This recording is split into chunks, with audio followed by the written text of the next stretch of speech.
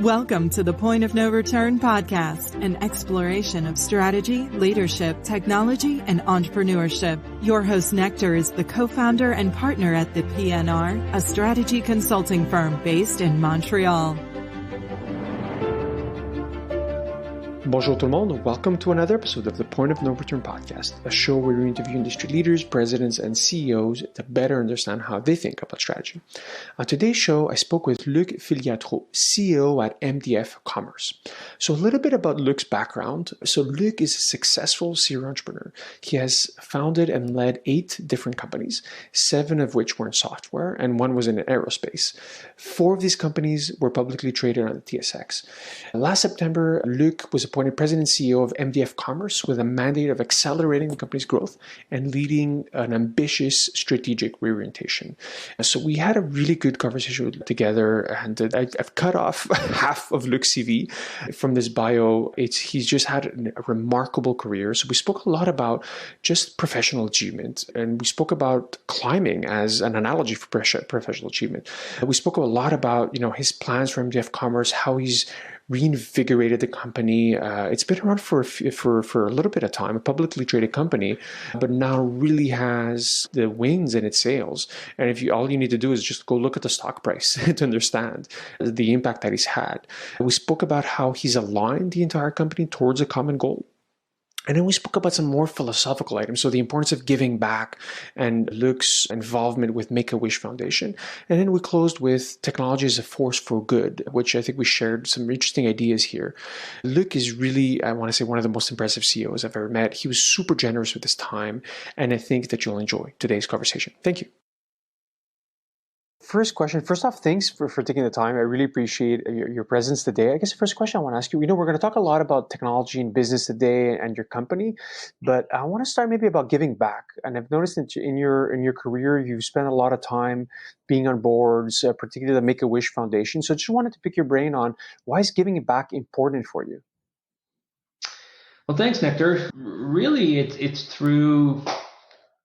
I would say I had the opportunity of being raised in a family where my dad worked for the Canadian Embassy. I went to school and was raised in 10 different countries, many of which in very poor, hard countries.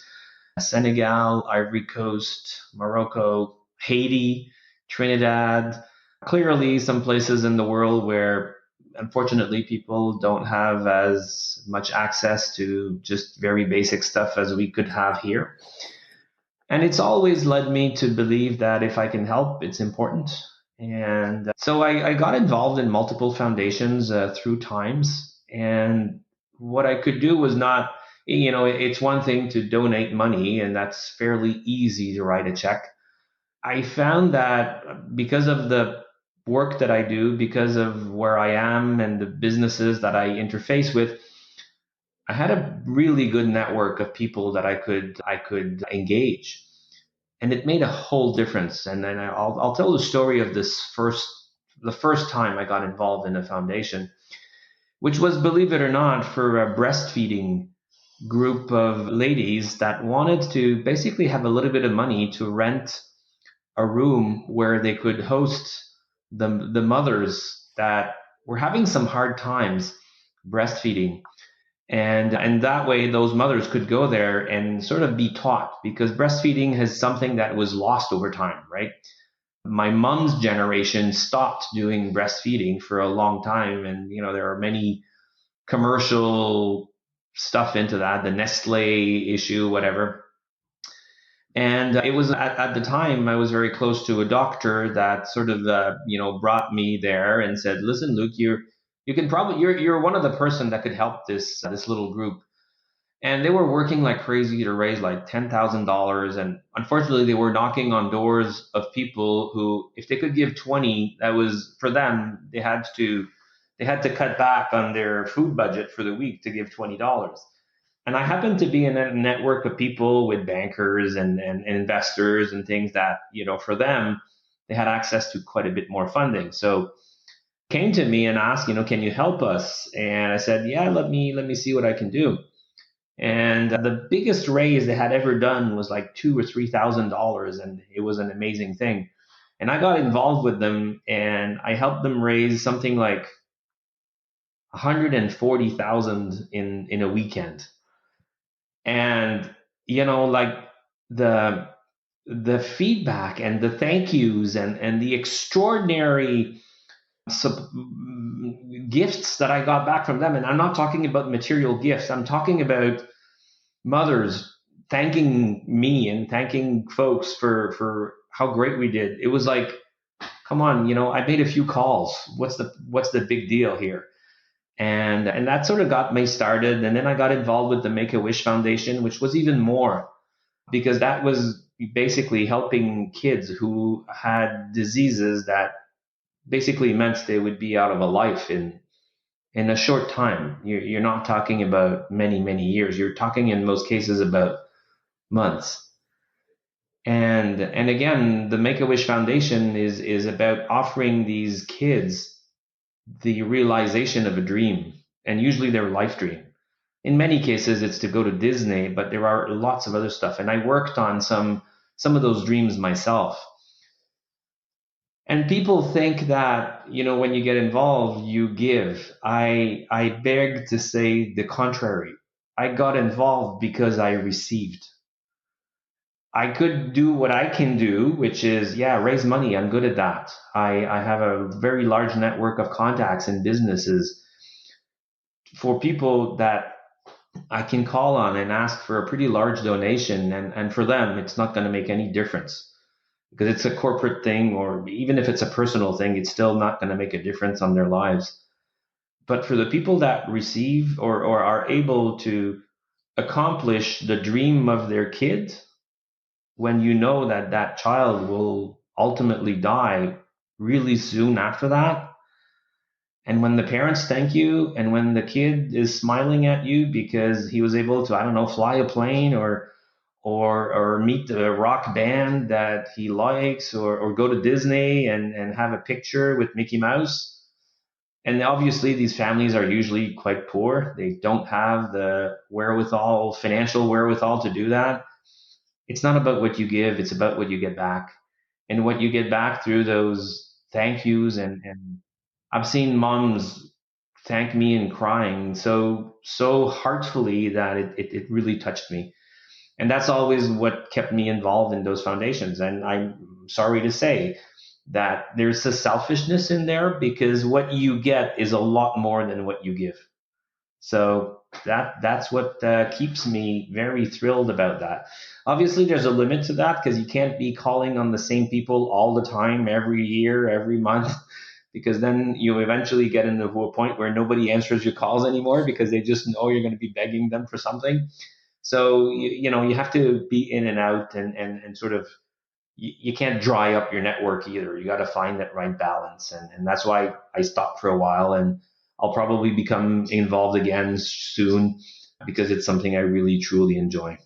Yeah. Well, thank you for sharing, Luc. It's really heartwarming, and I want to say amazing that you're able to do this. And I find to go back to your career, I find it touches upon a theme that you've done over and over again, which is push organizations, help them reach new heights. You've done it obviously on the nonprofit side, and it seems like you've always had a professional goal of reaching new professional heights. So maybe to make a segue, talking about heights, I've noticed that you've also climbed Mount Everest as a personal goal.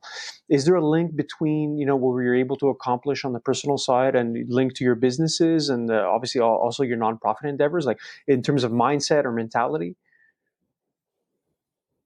Oh, of course, it's completely connected, right? It's the same thing. Tell me something's impossible and you got my attention. Tell me you can't do this and that's it, right? I want to convince you that it can be done. And it's not about a single person. It's about the ability to mobilize a whole bunch of people. That's what makes the difference. I mean, one person alone, what do you have? You got your two hands and your feet and 24 hours in a day. There's not that much influence. But if you're able to share a dream, share a vision, make a group of people understand that it's going to be to everybody's benefit if we reach that goal, certainly not my own benefit, because if it's only my own, doesn't work very long. That's a dictator. That's a different type, and that's not at all the type of leadership that I bring. But the ability to live the impossible thing, and I'm sure we'll talk about MDF Commerce, but I started this job just about a year ago. And when I started, the company was really in a dire situation, kind of sleepy, not moving, very, very, I don't know, depressed, right? It was slowly decaying, and my job was to kind of pick it back up and bring it to a different mindset.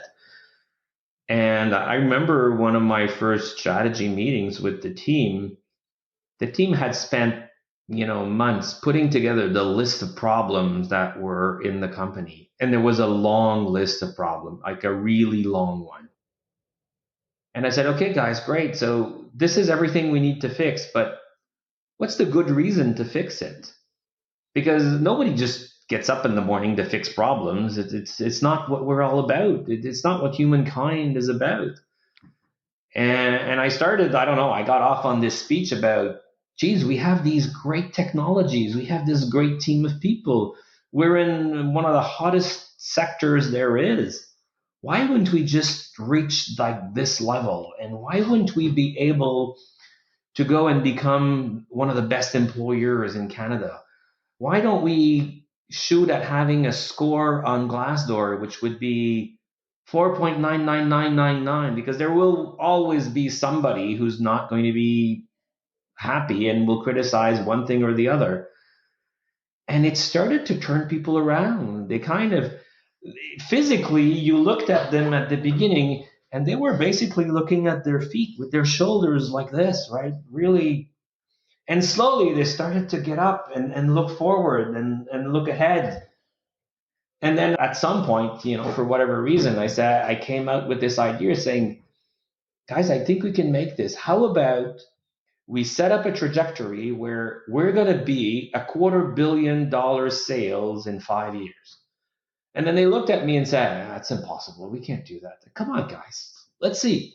Let's roll it backwards. Let's put it together. Let's bake the plan, right? I've seen this before. I've always been in situations where we double, triple, quadruple in really short amounts of time. Why couldn't we do it here? Well, we can't do that here because we got this problem, because we got that problem, because this, because that. Okay, how do we fix these problems? Let's fix them one by one. What's the order in which we'll fix them?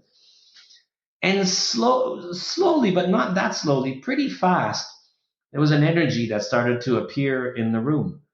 And people started to think, geez, this guy thinks we can do it. If he thinks we can do it, I should think that I could do it. And if I think I can do it, I can convince people that they can do it.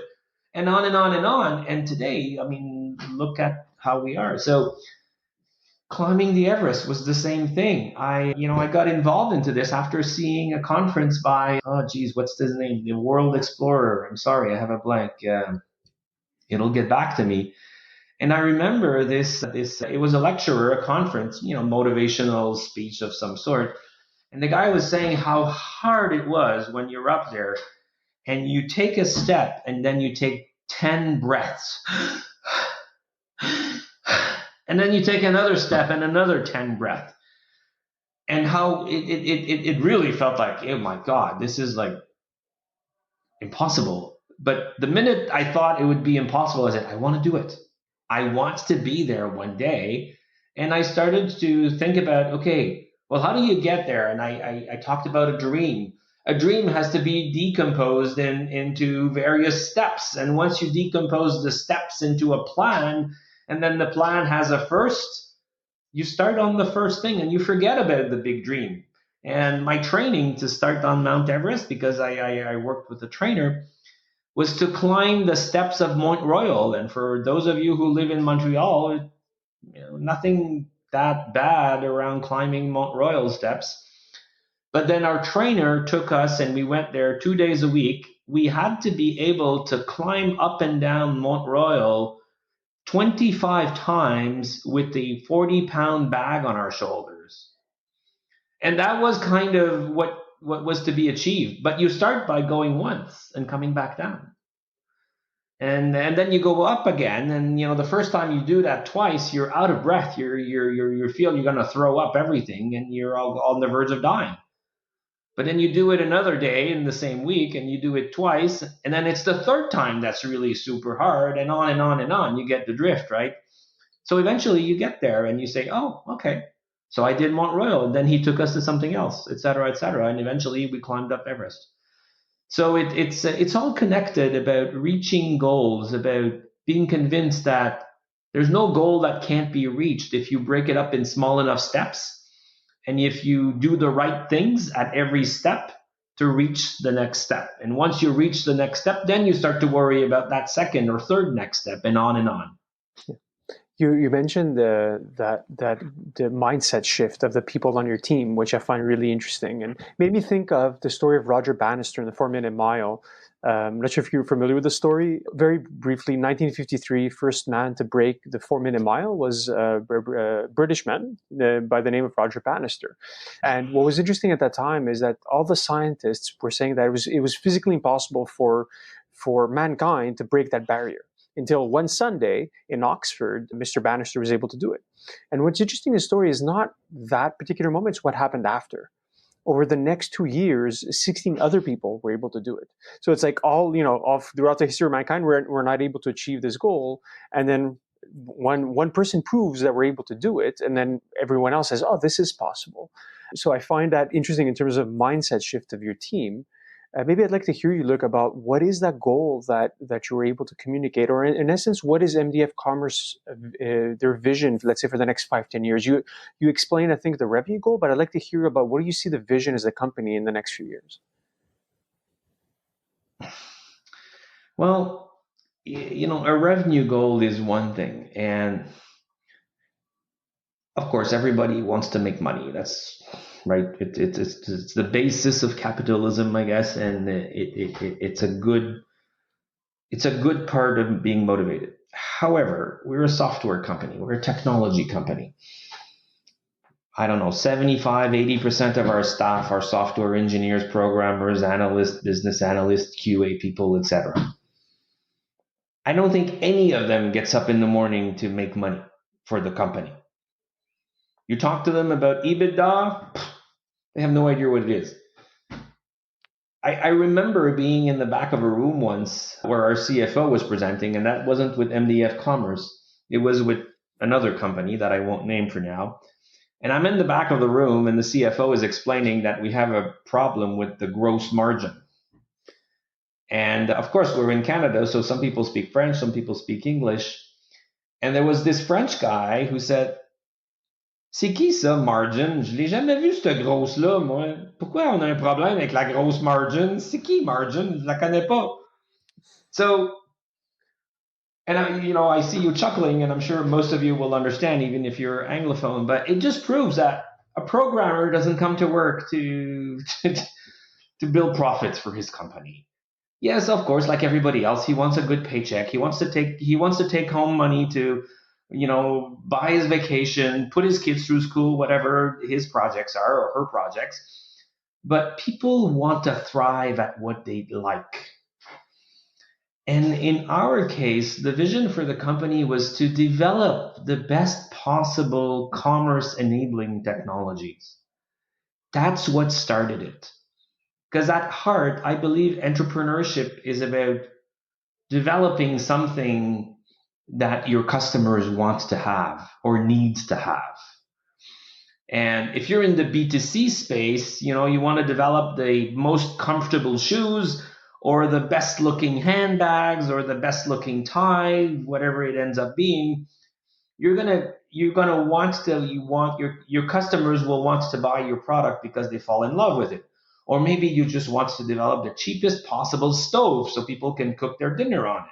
Well, that's also a value for the consumer. I work more in the business-to-business field where our customers want to have a return on their investment. They want to create, why do they want to create digital commerce? Not because it's fun, not because it's sexy or cute, because it's a better way of delivering product. It offers them an ROI. During the COVID crisis, our customers that had good e-commerce channels were able to thrive. Why? Not because they're better than the others, because they had the ability to allow their customers to buy their products without coming out of their homes. It's pretty dire, straight stupid when you think about it. And I sort of got into that mindset of saying, we have all these assets in let's call it enabling digital commerce, strat sourcing, unified commerce, vertical marketplaces. It's all about transacting for a product that you ultimately want to consume in a different way than just walking to a store and buying the product. Whether you're a business or a consumer, it ends up being the same thing. Any business, whatever it is, ends up in a human being somewhere consuming whatever it is that you're fabricating. So we sort of got around that and we said, in order to become a real meaningful actor in that business of digital commerce, the first thing that has to happen is we have to have the greatest possible talent pool. It's where it starts. This is a business that's based on smart people developing smart stuff. So we quickly said, we need to be a top employer. How do you become a top employer? Is by attracting top talent. How do you attract top talent? You have to have a reputation. Why does Google attract some of the smartest people in the world? Why does Tesla? Why does Apple attract some of the smartest people in the world? Because they have this view not to make money. Of course, they make money in the process, but they have this view that they're going to build stuff that will transform the world and somehow make it a more fun place or better place. And we sort of got into that feeling about we want to be one of the really strong actors in the field of enabling commerce. We want to have the best possible team in order to build the best possible solutions. Now, how do you measure that? How do you know that you're reaching that goal? Because you talked about a runner, if you're going to run that mile in 4 minutes, well, you got to have a time clock and measure it, right? If you don't measure it, you won't know. And you usually measure it with financial results. And then that's the measurable part. What's the best product? It's a product that's acquired by as many customers as possible, and depending on whatever markets you're in, So then you start to set financial goals, and then financial goals are easy measured, but they're attained because of the great product and the great people. There's no programmer that comes to work here and goes home at night and said, I produced this many dollars. This isn't how it worked. They produce software, and the software has to be bought by customers, and customers have to be happy about using the software because it gives them the benefits that they're looking for. And then you get into that virtuous circle wheel, which is positive and makes it build. So that's the whole deal. So our vision ended up being, let's become a real true commerce enabling actor in the market. Let's attract the best possible talent. And to do that, we need a better brand. We need to be known. We need to have a good communication strategy. We need to have good products. And we need to have good salespeople to bring the products to the customers. And we need to have enough customers buy the product so we can invest in building a better product, et cetera, et cetera. And that's what we're in right now. That's what I've been doing for the last year. And it clearly has accelerated the energy inside of this company by an immense factor. I hold weekly calls we're 670-ish staff now. And I have weekly calls where we share our wins, and not just the sales wins. That's easy to share. But we only have, 5-10% of our staff who are salespeople. So yeah, great that we share the wins of sales, but we also share the wins of, hey, we released this new version, which has this new feature, this new functionality, this new benefit for our customers. And we share and we applaud these things as much as we applaud the signing of a new customer. And every week we do that, and we talk about the various pieces of the business, and it's created this rhythm, which is incredibly strong, because it basically, on every week, there's not a single group of people that doesn't want to celebrate some win, whether it's a sales win, whether it's a product win, whether it's a customer service win, whether it's, we closed the books in finance faster than we did before. And now it's to the point where every one of our leaders is sort of scrambling to make sure that they have something that we share on that Friday call. It's created an incredible energy. I get, I don't know, dozens of emails every Friday afternoon thanking me about holding this call because it brings the company together. And funny enough, COVID, which has completely broken every single rule that we knew and has forced us to go and work from our homes and not see each other, I am of the opinion that it actually brought us closer together because of technology. It's so easy to get on a 650 people call or 670, whatever. It used to be hard and complex and logistically difficult to bring everybody in one room. And I can't do that. I have people all over the world. So we'd set up cameras and mics and go to a convention center or a hotel room or whatever. But it was never nice. And you get a whole bunch of people in a room and somebody's in the back of the room. You can't talk. You don't have a direct connection. But you know what? On this screen together, we have a connection. You can see me, I can see you. It's a lot better than talking to 500 people in some conference room.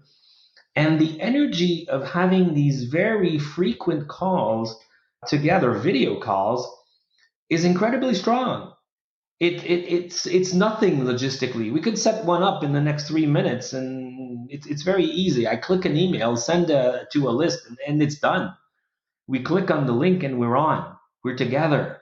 And the energy, the technology is good enough to translate the energy. I had an update call with the whole team a couple of weeks back where we updated them on the progress of the implementation of our strategic plan. And we went through all of the initiatives. We went through where we are on each of the things. We even talked about you guys and the work that you're helping us with, Nectar and PNR folks.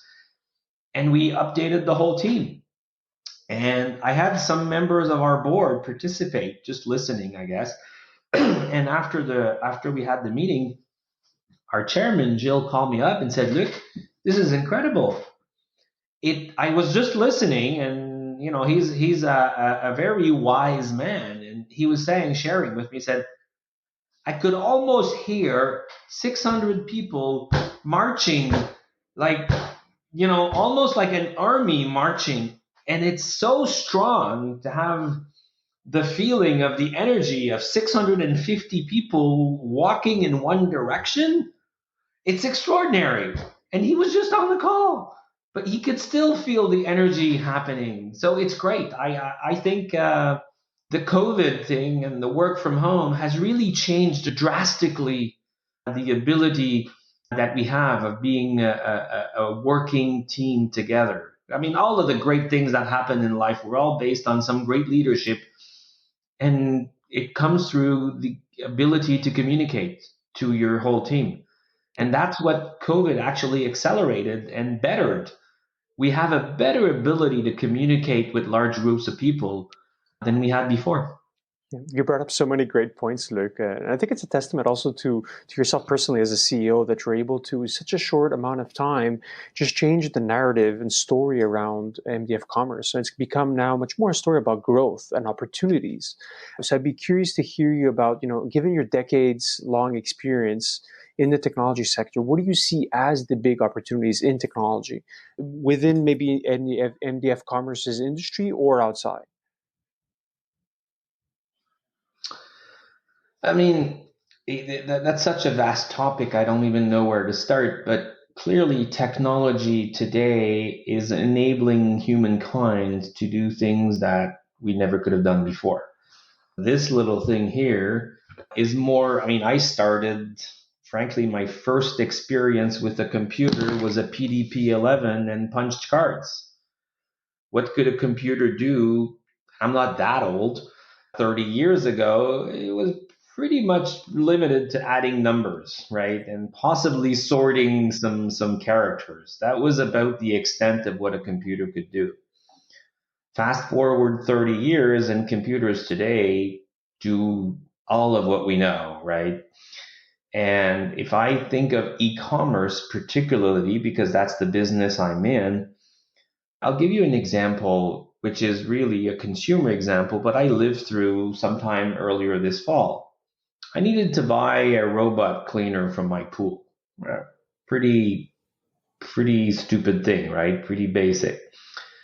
And I went to, of course, the pool guys around where I live and asked around. But frankly, these things are particularly expensive for a piece of plastic.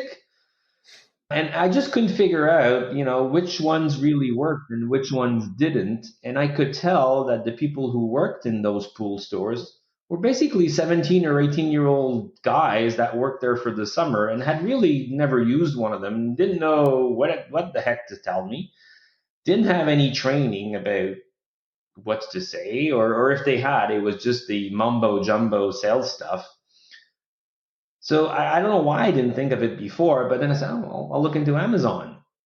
And I looked into, pool cleaners on Amazon, and I found models of pool cleaners that had 1,500 reviews or 3,000 reviews or a couple hundred reviews. When you have feedback from people who use this thing, as many as, thousands or hundreds, how can you go wrong?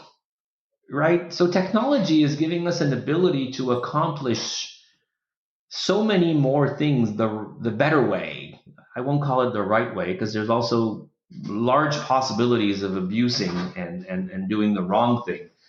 But if used right, technology enables us as humankind to go way beyond what we could do before. Everything we do today, when I was a kid, watching TV, black and white TV, was science fiction. You and I today are talking and we're seeing each other, and there were many sci-fi shows back then that showed this as, a very futuristic thing. And, I was always very interested in science. I studied in engineering physics because I liked science and technology, not just software, but technology as a whole. And almost everything that I saw as a kid in sci-fi today is real, except for flying cars, which we're getting darn close, because a drone is pretty close to a flying car. And there are some countries that are talking about drone delivery and drone taxis. So almost everything that I saw as a kid in sci-fi today is real, and that's all through technology. And the next big wave of technology is health-related technology that will be able to fix diseases in a way that was never possible before, because today most health solutions are basically based on statistics. You just take a simple aspirin. We don't really have a good understanding of what it does to your body. But we know that if we give aspirins to 1,000 people, this is how 990 people behave, and this is how 5 people behave, and this is how 3 people behave. And there's one guy that dies because he took an aspirin. But we don't know why. And technology is giving us more and more the ability to understand the whys at a very, very finite, small level. And, again, I'm a physics guy, and when I learned about quantum mechanics and particles, elementary particles, when you get to that level of matter, you can explain how things really behave around you. In the end, human beings are matter, and the way your body behaves, if we can have a really good understanding of how matter fundamentally behaves, then we'll have an understanding on how a cell behaves completely scientifically, not just on a statistical basis. If we have an understanding of how a cell behaves, well, the body is a very large amount of cells, and these cells interact with one another. If we can explain that, we'll be able to fix where it's broken. And if you're able to fix precisely where it's broken, or where something is not happening how it should, you're solving incredible health issues. Yeah. And I've always been an extremely curious person about technology, evolvement of technology. I used to love space and aerospace and all of that. So I'm just a very curious person, and having the opportunity to work in technology is incredible because it gives us the ability to be on the verge of what will impact humankind globally for a long time. Yeah, And that's really, really extraordinary. yeah. I share your optimistic view, Luc. About like most people are like, oh, technology is leading us to a dystopia, but really, if you look at all the positive elements that it brings, it really is more utopian. And we spoke about a lot about, and you give a lot of good feedback about what's changing, the opportunities. I'd like to hear you maybe about what doesn't change, maybe more on the business side, considering you started in technology in the late '90s. So I'd like to hear of what hasn't changed, maybe some principles that you've used in your career that may be applicable to people starting out or other executives that might be listening. What doesn't change is humankind. Humans are humans are humans. And, imagine 5,000 years ago in any country, doesn't matter. What did people do? They sleep, they eat, they have children, they want their children to prosper. And, what does prospering mean? It could be very different whether you're in the middle of Africa or you were in one of the glamorous cities, but they want their children to prosper. They like to get together. Human beings like to get together and feast. And how did they feast? They ate, they drank, they had good food, they sang songs, they partied. Is it really that different today? What do we do when we have time on our hands? We work. Yeah, okay, we work. Back then, work was hunt, was fish, was, I don't know, a farm. So because it took all that energy to just gather your food. Today we spend a lot less time just, going about feeding ourselves. But we work and we work to earn a way to pay for the food, the drink, the dancing, the singing. We have little bits of pieces where we don't do exactly the same thing. Again, today we get together on our phones, on our computers, but it's still about getting together, sharing experiences. There's nothing more pleasant than inviting your friends over for a dinner, for a drink, for a party around the pool. So I think humankind hasn't changed that much. We still are doing fundamentally the same things. And in business, it's humankind. Business is not about business and dollars, it's about people. Take a large business thousands of years ago, I don't know, construction, when they decided to build the Roman roads, when they decided to build the Canadian Railway, went coast to coast, where thousands of people worked into one goal of accomplishing something. It was hard. It still is. Take a business like, I don't know, Facebook, Tesla, or even a less technology business. Go into any agricultural business today. It's about, we went to apple picking the other day, and there's apple, what do you call them? Trees anyway, a bunch of trees near where I live. And this guy runs a business. They ultimately sell apples to make apple juice. And he's got, at this time of year, hundreds of people picking apple in his yard. So business is about having a group of people get together towards one goal. And these people could be as basic as picking apples in trees, or it could be as complicated as building the next space station on Mars or Jupiter or whatever. And that's the science part of it. But what makes people tick is not the science and the technology, is the human aspect of working towards a common goal and a common project and being adequately, I don't like compensated, but I'd say motivated to do it. If you're an apple picker, you want to take your pay home and get your basic stuff. If you're a super smart engineer working on the next DNA algorithm computer, whatever, you're probably looking for a bit more than what the apple picker is looking for. But fundamentally, it's all the same. the apple pickers get together and drink something, and the smart engineers also get together and drink something else. But it's all about ultimately socially getting that pleasure out of life. Yeah. It's a very interesting way you bring up this story, Luc. And going back to what you said before about your work with MDF Commerce, and I find, and correct me here if I'm wrong, but it sounds like the most important job of the CEO is to set the vision, communicate the vision. Everything else almost becomes secondary to that. Would you agree with that statement? Oh, I totally agree. It's amazing. Look at every CEO that tries to do micromanagement. They fail. They might do good for a while because they can control and they have a feeling that they control everything. But ultimately, they too can only work 24 hours a day. And once you've worked the 24 hours, there's nothing else. It's not about money. It's about time. And what you can do as a leader is convince people, not convince. No, I'm sorry, not convince, is to communicate to a group of people a common goal where they will all do better if that common goal is reached together. And that's the captain of a ship that was trying to cross the Atlantic for the first time in the 1492, I think it was. What did that leader do? Convince those sailors that they would not fall off the edge of the earth. And they became sick along the way. So he convinced the others that, yeah, I know some people are getting sick, but it's okay. We're all going to be better together after this. There's this great place, and they thought they were going to India, right? They ended up in North America.